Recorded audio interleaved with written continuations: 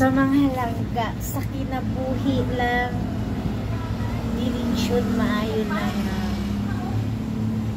seryoso ra kaayo ta sa mga panaway sa laing tao, sa pagtiyag sa laing tao, kay tungod na lang pagkahinawayon, pagkahilabtanon, makapil-apil o sa diha mangurekti mo niya sa imo para nimo okay lang, it's a normal sa ilaha, di siya normal, bad siya lagtawon, bad siya sa mata sa Ginoo, bad siya, di siya maayo na batasan na nakita nila.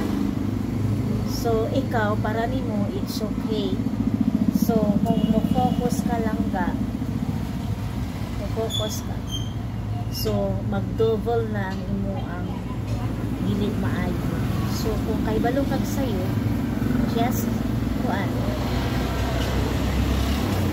quiet, just quiet and unti-unti yun yung apply na to change na lang siya.